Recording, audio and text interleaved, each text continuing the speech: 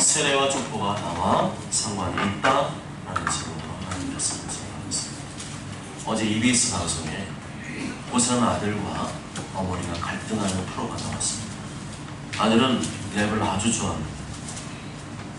현수도 랩 좋아합니다. 방송에 출연해서 랩을 보여줬는데 랩 전문가들이 보기에도 끼가 있고 실력이 있었습니다.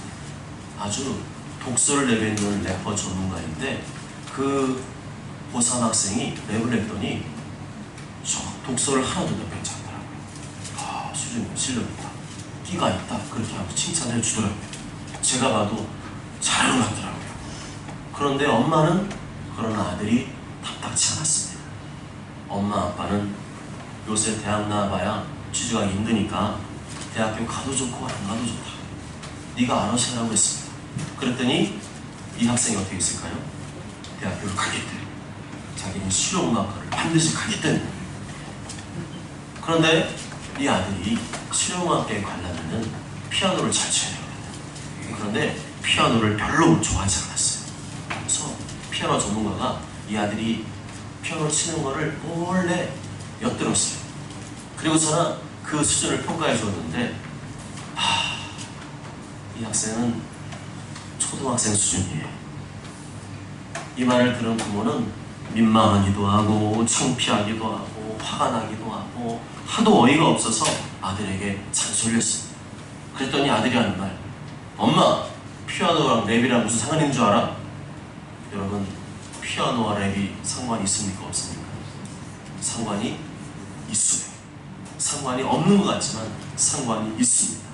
내 수준에 볼 때는 상관이 없는 것 같아 보여도 전문가들의 수준에 볼 때는 상관이 있습니다. 아들의 말을 딱 들은 전문가 래퍼들이 이렇게 말했어요. 피아노와 랩 그리고 작곡은 상관이 있다. 피아노를 잘 쳐야 랩도 잘할 수 있고 작곡도 잘할 수 있다. 여러분 어떻게 생각하십니까? 오늘 본문에 나오는 세례와 족보가 나와 상관이 있다고 생각하십니까? 아니면 상관이 없다고 생각하십니까? 상관이 있습니다. 내가 볼 때는 별 상관 없어 보여도 말씀을 하나하나 차근차근 따라가다 보면 얼마나 상관이 있는지를 알 수 있습니다. 오늘따라 성경 구절이 왜 이렇게 길었네 하는 생각이 제 말씀을 듣는 중에 그런 생각이 싹 사라질 줄 믿습니다. 오늘 본문은 예수님께서 세례를 받으시는 장면입니다. 당시 세례요한이 베풀었던 이 세례는 회개의 세례였습니다. 회개의 세례는 말 그대로 회개할 것이 있는 사람들, 죄인들이나 받는 세례였습니다. 모든 인간들은 다 죄인이기 때문에 날마다 죄를 짓고 살기 때문에 죄를 짓지 않은 사람은 단 한 사람도 없기 때문에 반드시 자신의 죄를 뉘우치고 회개의 세례를 받아야 될 사람들입니다. 그러나 예수님은 회개와 전혀 상관이 없으십니다. 예수님은 아무런 죄가 없으시고 죄를 지을 수도 없는 분이시기 때문입니다. 요한일서 3장 5절에 그가 우리 죄를 없애려고 나타나신 것을 너희가 아나니 그에게는 죄가 없느니라 말씀합니다. 수년 전에 어떤 성도님이 자신은 아무리 생각해도 회개할 것이 없다고 말하는 것을 들은 적이 있습니다. 그것도 아주 당당하게, 아주 당연하게 저는 그것을 듣고 깜짝 놀랐어요. 너무 황당해서 말이 나오질 않더라고요. 그러면 자기는 죄인이 아니라는 소리잖아요. 자기가 무슨 예수님이라도 된다는 소리잖아요. 이제 와서 생각해보니까 그 성도님은 분명 구원파에 빠졌을 것이다 라는 생각이 들었습니다. 구원파는 회개하지 않거든요. 의인이 되었기 때문에 더 이상 회개할 것이 없다고 주장하거든요. 좋습니다. 이론은 그렇다 치고 실제로도 그런가요?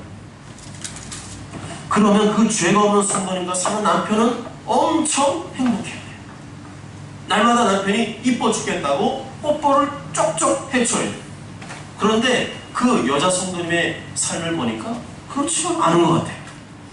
물론 우리는 다 예수님 믿고 의인이 되었습니다. 그렇지만 의인이 되었다는 말은 우리 안에 있는 죄성도 다 제거되었다는 말은 아닙니다. 우리의 모습은 그대로인데 단지 하나님께서 예수 믿는 너희에게는 의롭게 되었다, 이제는 믿음으로 의롭게 되었다 인정해 주신다는 것일 뿐입니다. 원래는 아닌데 실제로도 아닌데 하나님의 은혜로 우리를 받아주셨다는 것입니다. 아멘. 그렇습니다. 우리는 예수님 믿음으로 의인이 되었지만 여전히 우리에게는 죄성이 남아있습니다. 여전히 죄를 짓고 싶은, 죄를 지을 수밖에 없는 그러한 상태에 있다는 것입니다. 그래서 우리는 날마다 자신이 지은 죄를 부둥켜 안고 회개해야 됩니다. 똥을 치워야 똥파리가 나오지 않듯이 날마다 자신이 지은 죄를 회개할 때 악하고 더러운 영은 물러가고 깨끗하고 거룩한 성령님이 임하시는 줄 믿습니다. 그러므로 회개할 것이 없다는 말은 자기 자신에게 솔직하지 않은 것, 자기의 양심을 속이고 있는 것, 위선과 거짓 수용에 미혹되어 있는 것입니다. 요한일서 1장 10절에 만일 우리가 범죄하지 아니하였다 하면 하나님을 거짓말하는 이로 만드는 것이니 라고 말씀합니다. 이렇게 죄가 없으신 100% 참 사람 인자이신 예수님은 회개의 세례를 받아야 될 이유가 하나도 없었어요. 예수님은 하나님의 아들이시기 때문에, 아무런 죄가 없으시기 때문에 굳이 회개의 세례를 받아야 될 이유가 전혀 없었습니다. 그럼에도 불구하고 예수님은 불편한 길을 택하셨습니다. 일부러 귀찮은 길을 택하셨습니다. 우리 같으면 편한 길, 쉬운 길만 골라서 가려고 하는데 예수님은 일부러 불편하고 귀찮은 길을 택하셨습니다. 우리는 인간이기 때문에 쉼도 필요하고 휴식도 필요합니다. 그렇지만 언제나 쉽고 편안한 길로만 가려고 해서는 안 됩니다. 그 길이 육신적으로는 편안한 길일 수 있지만 영적으로는 사망의 길이요, 주님이 안 계신 길일 수가 있습니다. 주님이 안 계신 곳에 누가 있겠습니까? 악하고 더러운 사탄 마귀가 기다리고 있습니다. 침을 질질 흘리면서 내 영혼과 인생을 도둑질하려고 지금도 으르렁대며 바라보고 있습니다. 그럼 어떤 길이 좋은 길입니까? 꽃길이 아니라, 쉽고 편안한 길이 아니라 십자가가 있는 길, 희생과 헌신이 있는 길입니다. 피와 땀과 눈물이 있는 길입니다. 사라이도다 착하고 충성된 종아, 네가 적은 일에 충성하였음에 내가 많은 것을 내게 맡기리니 내 주인의 즐거움에 참여할지어다. 나를 위해서는 땀도 흘려보고 눈물도 흘려보았지만 다른 사람을 위해서는, 교회를 위해서는 한 번도 그래 본 적이 없는 사람이라면 그 사람은 예수님 믿는 사람이 아닐 것입니다. 지금 나의 삶이 그렇지 않다면 예수님 믿어도 믿는 사람이 아닐 것입니다. 십자가가 없는 길은 망상입니다. 허상입니다. 필경 사망의 길이요, 예수님이 안 계신 길입니다. 마태복음 16장 24절에 누구든지 나를 따르려거든 자기를 부인하고 자기 십자가를 지고 나를 따를 것이니라 말씀했습니다. 그 길, 자기를 부인하고 자기 십자가를 짊어지고 하는 그 길에 예수님이 계시길 말씀하고 계신 것이죠. 고장내 육신의 안락과 편안을 위해 영생을 맞바꾸려고 하십니까? 당장에 얻을 것을 얻기 위해 천국을 맞바꾸려 하십니까? 가룟 유다가 그랬습니다. 에서가 그랬습니다. 그들을 가리켜 성경은 망령된 자들이라 말씀하고 있습니다. 그들은 아주 쉽게 장자권을 팥죽 한 그릇에 팔아버리고 아주 쉽게 은 30에 예수님을 팔아버렸습니다.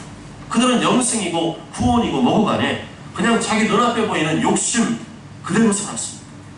그들의 치유는 멸망이었고 완전히 마귀에게 속았습니다. 누가복음 8장 12절에 마귀가 가서 그들이 믿어 구원을 얻지 못하게 하려고 말씀을 그 마음에서 빼앗는 것입니다. 요한복음 14장 2절에 마귀가 벌써 시몬의 아들 갈릴라의 마음에 예수를 팔려는 생각을 넣었더니 라고 말씀합니다. 예수님의 뒤를 따르시기 바랍니다. 아멘. 십자가 길을 따르시기 바랍니다. 아멘. 힘들고 어려워도 남들이 찾지 않는 좁은 길로 걸어가시기 바랍니다. 아멘. 그곳에 예수님이 계십니다. 아멘. 그 길이 맞는 길이고 그 길이 옳은 길입니다. 아멘. 그 길이 영생의 길인 줄 믿습니다. 아멘. 또한 예수님의 세례를 받으시게 되면 사람들에게 괜한 오해를 살 수가 있었습니다. 예수님도 회개할 것이 있는가 보지? 예수님도 주인이신가 보지? 하는 소리를 들을 수가 있었습니다. 그럼에도 일부러 예수님께서는 일부러 오해받는 길을 택하셨습니다. 사람들에게 오해를 받더라도 하나님의 뜻을 따르셨습니다. 당장 눈앞에 있는 사람을 기쁘게 할 것이 아니라 하나님 아버지를 기쁘시게 하는 길을 택하셨습니다. 여러분, 사람들에게 오해를 받을까봐 말 못하는 것이 있습니까? 사람들에게 오해를 살까봐 순종을 못하시는 것이 있습니까? 사람 눈치 보느라 신앙생활 똑바로 못하고 있지는 않습니까? 사람들에게 오해를 받을지라도 하나님께 순종하시기 바랍니다. 하나님께 복종하시기 바랍니다. 하나님께 순종하고 복종할 때 나머지는 하나님께서 다 책임져 줄 믿습니다. 그럼 이렇게 굳이 예수님이 세를 받으신 이유는 무엇일까요? 마태복음 3장 15절에 보면 우리가 이와 같이 하여 모든 의를 이루기 위함이었습니다. 쉽게 말하면 세례 받는 것이 아버지의 뜻을 이루는 것이었다는 것입니다. 그렇게 순종하여 세를 받으실 때 하나님 아버지께서 기뻐하셨습니다. 자신을 낮추시고 죄인들처럼 세례 받으시는 모습을 보시고 하나님 아버지께서 기뻐하셨습니다. 그렇게 예수님께서 하나님 아버지의 뜻만을 구하고 하나님 아버지 뜻을 이루기 위해 세례를 받으시자 어떤 일이 벌어졌나요? 어떻게 예수님을 책임져 주셨나요? 21절과 22절 다 함께 읽습니다. 시작. 백성이 다 세례를 받으시고 기도하실 때 성령이 비둘기 같은 형체로 그의 위에 강림하시더니 하늘로부터 소리가 나기를 너는 내 사랑하는 아들이라 내가 너를 기뻐하노라 하시니라. 하나님 아버지께서 나타나셨습니다. 예수님께서 굳이 세례 안 받으셔도 되는데 아버지 뜻을 따라 그 세례를 딱 받으시죠. 그 다음에 누가 나타났다고요? 하나님 아버지께서 나타나셨어요. 하나님 아버지만큼 든든한 백이 어디 있습니까? 하나님께서 나타나셔서 예수님이 하신 받으신 그 세례를 인정해 주셨고 알아주셨고 가장 든든한 보디가드가 되신 줄 믿습니다. 그러면 하나님 아버지께서 어떤 방식으로 나타나셨을까요? 첫째는 하늘이 열렸습니다. 하늘은 천국을 말하기 때문에 하늘이 열렸다는 말은 천국이 열렸다는 말입니다. 특별히 기도할 때 하늘이 열리는 줄 믿습니다. 기도하시자 하늘이 열렸습니다. 기도함과 동시에 하늘이 열리는 줄 믿습니다. 이건 믿음의 문제예요. 안 믿으면 안 열리는 거예요. 그런데 성경대로 기도할 때 하늘이 열린다. 그건 공식이에요. 아멘? 기도할 때 하늘이 열린 줄 믿습니다. 하늘이 열리고 하나님의 음성이 들리고 성령님이 임하신 줄 믿습니다. 사도행전 7장에 보면 스데반이 순교하기 직전에 하늘이 열렸습니다. 하늘이 열리자 하나님의 영광과 예수님께서 그 보호자에 서 계신 것이 보였습니다. 보라, 하늘이 열리고 인자가 하나님 편에 서신 것을 보라. 평상시에 영적인 것은 우리 눈에 보이지 않습니다. 천국도 안 보이고요, 하나님도 안 보입니다. 그러나 천국은 분명히 존재합니다. 오늘 우리 그것을 말씀해 주려고 하십니다. 하늘이 열렸다. 둘째는 성령님이 임하셨습니다. 성령이 임하셨는데 어떤 모양으로 임하셨나요? 비둘기 같은 형체로 임하셨습니다. 원어로 보면 실제로 눈에 보이는 비둘기 모양으로 그 형체로 성령님이 예수님 위에 내려오셨다는 것을 뜻합니다. 성령님이 우리 눈에 안 보이신다고 안 계신 것이 아니라 분명히 존재하고 계신데 안 보이실 뿐이라는 거죠. 보일 것 같으면 다 믿게요. 안 보여도 성경 말씀을 믿는 것이 믿음인 줄 믿습니다. 성령이 그의 위에 강림하시다. 사도행전 2장에 보면 예수님께서 약속하신 성령이 제자들에게 임하신 장면이 나옵니다. 성령님은 평상시에는 눈에 보이지 않으시지만 그때는 특별히 눈에 보이는 불로 임하셨습니다. 귀로 들리는 급하고 강한 바람 같은 소리로 임하셨습니다. 성령님이 계시다는 것을 보여주신 것이죠. 성령님은 안 보여도 분명히 존재하고 있음을 말씀하신 것입니다. 오늘 본문에서도 우리 그것을 말씀해주고 계시죠. 성령이 그의 위에 강림하셨습니다. 예수님의 지상 공생의 사역은 성령님과 함께 시작되었습니다. 예수님 육체의 한계를 갖고 계시기 때문에 그 한계를 뛰어넘어서 아버지의 뜻을 이루기 위해서는 반드시 성령님이 함께 하셔야만 됐습니다. 사도행전 10장 38절에 하나님 나사렛 예수에게 성령과 능력을 기름 붓듯 하셨음에 그가 두루다니시며 선한을 행하시고 마귀에게 눌린 모든 사람을 고치셨으니라고 말씀합니다. 그렇다면 우리도 우리 육체의 한계를 극복하고 하나님 아버지 뜻을 이루기 위해서는 반드시 성령을 받을 줄 믿습니다. 성령을 충만하게 받을 줄 믿습니다. 그래서 예수님께서 마지막으로 저들에게 당부한 명령이 바로 성령을 기다리는 것이었습니다. 예루살렘 떠나지 말고 내게서 아버지께서 약속하신 것을 기다려라. 너희는 몇 날이 못되어 성령으로 세례를 받으리라.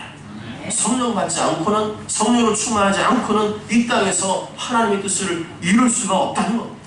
하나님의 뜻을 알아도 감당할 수가 없다는 것입니다. 우리 육체가 약하기 때문에 자꾸만 성령을 따라가야 되는데 육체를 따라간다는 것이죠. 기도하시기 바랍니다. 기도하시기 바랍니다. 기도로 성령의 충만을 받아 비굴한 인생을 살지 마시고 자신감 넘치는 담대한 인생을 사시기 바랍니다. 내 영혼의 평안과 기쁨과 만족과 행복이 넘치는 삶을 사시길 바랍니다. 제주로 하나님의 음성이 들렸습니다. 어떤 음성이 들렸죠? 너는 내 사랑하는 아들이라 내가 너를 기뻐한다. 이 음성을 다른 사람들도 들었을까요? 못 들었을까요? 들었을 겁니다. 왜냐하면 사도행전 9장에 보면 밤에 세월을 가던 사도 바울이 빛을 보고 쓰러졌을 때 다른 사람들에게도 하나님의 음성이, 예수님의 음성이 들렸습니다. 같이 가던 사람들이 소리만 듣고 라고 말씀하죠. 빛을 본 것은 사도 바울이었어요. 소리 들은 것 사도 바울이었어요. 그런데 다른 사람도 빛을 못 봤지만 소리를 들었습니다. 이렇게 하나님께서 당신의 음성을 많은 사람들 앞에서 쩌렁쩌렁하게 들려준 이유가 뭘까요? 첫째는 하나님 아버지의 존재를 공포한 거죠. 하나님 아버지가 하늘에 계심을 음성으로 알려주신 겁니다. 그 다음 예수님은 하나님의 아들이심을 공포하신 겁니다. 그 다음 성령님의 존재를 공포하신 겁니다. 그렇다면 이 현장에서 우리는 하나님이 어떻게 존재하시는지를 분명히 알 수가 있습니다. 하나님은 성부, 성자, 성령의 삼위로 계시다는 것이죠. 삼위로 계시면서 동시에 한 분으로 존재하시는 삼위일체 하나님이심을 우리에게 말씀하고 있습니다. 삼위일체 하나님께서 온 인류를 구원하시기 위해서 한마음 한뜻으로 연합하여 일하셨음을 말씀합니다. 우리 인간의 스스로의 힘으로는 주에서 구원받을 수 없기 때문에 삼위 하나님께서 연합하여서 우리의 구원을 대신 이루셨음을 말씀하고 있습니다. 다시 말하면 하나님 아버지께서 예수님 자신이 하나님의 아들이라는 것을 모르실까봐 알려준 것이 아니라 세례 받으러 오는 사람들, 곧 모든 죄인들에게 구원의 기쁜 소식을 알리기 위해서 성령과 음성으로 공포하신 것입니다. 이와 같이 예수님의 세례는 회개의 세례가 아닙니다. 자신을 스스로 낮추시고 하나님 아버지의 뜻, 하나님의 의를 이루시기 위한 순종의 세례이셨습니다. 장차 인류를 구원하시기 위해 죽기까지 복종하실 것을 예고하는 죽음의 세례였습니다. 누가복음 12장 50절에 나는 받을 세례가 있으니 그것이 이루어지기까지 나의 답답함이 어떠하겠느냐 말씀합니다. 여기서 말하는 세례는 무엇을 말합니까? 예수님이 십자가에서 달려 죽으시는 것입니다. 세례는 곧 죽음이라는 거죠. 예수님의 세례는 스스로를 낮추어서 하나님 아버지 뜻에 순종하는 것이었습니다. 최종적으로는 십자가에 달려 죽으시는 것이었습니다. 한마디로 앞서가면 세례는 순종과 죽음이라고 할 수 있습니다. 세례는 무엇을 말한다고요? 순종과 죽음. 그렇다면 우리가 받은 세례 역시 무엇을 의미할까요? 순종과 죽음입니다. 굳이 세례를 받지 않으셔도 되는데 아버지 뜻을 따르기 위해서 자신을 죄인처럼 낮추신 것처럼 우리도 예수님처럼 자기 자신을 낮추고 순종하는 그 순종, 십자가에 필려 죽으심으로 아버지 따르신 그 죽음의 순종을 우리에게 요구하고 있는 것입니다. 이처럼 세례는 최종적으로는 죽음을 말합니다. 과거의 나는 이미 죽었음을 의미합니다. 과거의 나는 내 마음대로 살고 내가 원하는 대로 살고 육체의 욕심과 정욕대로 살았지만 이제는 더 이상 그런 예전의 삶을 사는 것을 거부하는 것을 말합니다. 로마서 6장 3절에 무릇 그리스도 예수 앞하여 세례를 받은 우리는 그의 죽으심과 합하여 세례를 받은 줄을 알지 못하는데 세례를 받은과 동시에 우리 옛사람이 죽었다는 것입니다. 나는 죽고 예수님만 사는 삶을 말합니다. 나는 죽고 예수님만 함께하는 삶을 사는 것을 말합니다. 이제는 나의 죄를 위해 피 흘려 죽으신 예수님 뜻에만 순종하며 사는 것, 주님이 원하시면 죽기까지 순종하며 사는 것, 그것이 바로 세례라는 것입니다. 그리스도의 정체성은 바로 세례에서 찾아볼 수 있습니다. 물에 잠기는 예식을 통해서 나의 옛사람은 죽은 것입니다. 사람들에게 오해를 받더라, 육신적으로 불편하고 귀찮고 어렵더라도 나를 죽이고 하는 대로 사는 것이 바로 세례입니다. 아무리 성경교식이 풍부하고 오랜 신앙생활하고 아무리 세상에서 잘나가고 성공해서도 하나님 아버지 뜻에 순종하지 않는 사람은 세례를 받았어도 그 세례는 가짜입니다. 예수님 믿어도 가짜입니다. 자신을 죽이지 않고 하나님 아버지께 순종하지 않는 사람은 아직 소속이 분명하지가 않은 겁니다. 심하게 말하면 기회주의자입니다. 하나님께 붙었다가 세상에 붙었다가 자기 유리한 쪽으로만 움직이는 사람입니다. 이 사람은 하나도 안 죽은 겁니다. 그런 사람은 그리스도인이 아닙니다. 그리스도인은 정체성이 분명한 사람입니다. 옛사람이 세례를 통해서 예수님과 함께 장사 지내고 죽은 사람입니다. 예전에 내가 다시 살아나는 것을 매우 치욕스럽게 생각하는 사람입니다. 예전에 나는 이미 십자가에서 죽었기 때문에 오직 하나님의 뜻만을 구하며 오직 하나님의 뜻을 이루기 위해 사는 사람, 그 사람이 바로 그리스도인이라는 겁니다. 이것이 분명하지 않은 사람은 그리스도인이어도 그리스도인이 아닙니다. 두 번째는 족보에 관한 것이죠. 족보는 우리가 성경 읽을 때 제일 읽기 힘들고 어려워하는 부분입니다. 도대체 이 족보가 뭐 그리 중요하다고 이렇게 많은 지면을 할애하고 있습니까? 사람 이름 발음하기도 어렵게 왜 그렇게 많이 실어놨을까 하지 않으십니까? 사고 현장에서 제일 먼저 확인하는 것이 뭡니까? 생존자 명단입니다. 내 이름이 있느냐 없느냐, 그게 가장 중요해요. 합격자 명단에서 제일 먼저 확인하는 게 뭡니까? 내 이름입니다. 내 이름이 있느냐 없느냐에 따라서 기쁨과 슬픔이 엇갈리게 됩니다. 내 이름이 천국 생명책에 기록되어 있으면 천국 가는 것이고 내 이름이 천국 생명책에 없으면 지옥 가는 겁니다. 그런 영생과 영벌로 갈릴 정도로 중요한 명단이 바로 성경의 족보라는 겁니다. 마태복음의 족보는 믿음의 조상 아브라함으로부터 밑으로 내려갑니다. 하향식 족보입니다. 예수님이 육신적으로 아브라함과 다윗의 혈통을 따라오셨다. 따라서 예수님이 구약에서 약속하신 메시아임을 강조하고 있습니다. 누가복음의 족보는 거꾸로 올라갑니다. 예수님의 아버지 요셉으로부터 위로 쭉 올라갑니다. 상향식 족보입니다. 마지막에는 누가 있어요? 아담이 나옵니다. 그리고 그 위에 누가 나옵니까? 하나님이 나옵니다. 인간을 창조하신 분이 하나님이시고 최초의 인간이 아담이라는 것을 말씀해 주십니다. 첫 번째 아담은 에덴 동산에서 선악과를 따먹고 불순종하였습니다. 모든 인간이 그 죄성을 다 물려받았습니다. 그래서 죄짓지 말라고 아무리 얘기해도 죄를 짓는 게 인간이죠. 아담은 곧 육체의 욕심과 정욕을 따라 살아가는 죄인들의 대표인 것입니다. 두 번째 아담은 누구일까요? 예수님이십니다. 예수님은 십자가에서 피를 죽기까지 하나님 아버지께 순종한 참 인간이십니다. 그는 하나님의 아들이시기 때문에 죄가 없으셨고 은혜와 진리와 생명으로 충만하셨습니다. 고린도전서 15장 47절에 첫사람은 땅에서 났으니 흙에 속한 자이거니와 둘째 사람은 하늘에서 나셨느니라 말씀합니다. 예수님은 인간의 모습으로 오셨지만 그 근원은 하나님께 있습니다. 족보의 마지막을 통해 예수를 믿는 자는 최종적으로 하나님께 돌아간다는 것을 알 수가 있습니다. 그 위는 하나님이십니다. 우리가 예수를 믿음으로 내 안에 있는 첫 번째 아담은 이미 죽었습니다. 우리는 더 이상 첫 번째 아담을 따라가지 않고 두 번째 아담 곧 예수님을 따라갑니다. 예수님 따라가면 예수님처럼 부활하고 하늘로 우리도 올라가게 되는 것입니다. 아멘. 하나님께 돌아가게 됩니다. 아멘. 그래서 영생을 누리게 됩니다. 아멘. 그러나 첫 번째 아담을 따라가면 반드시 죽게 됩니다. 너희가 먹는 날에는 반드시 죽습니다. 육체의 욕망을 따라 살면 반드시 죽습니다. 내가 하고 싶은 대로 살면 반드시 죽습니다. 불순종의 대가는 사망인 것을 말씀하고 있습니다. 그런데 이것은 육체의 죽음만을 의미하지 않습니다.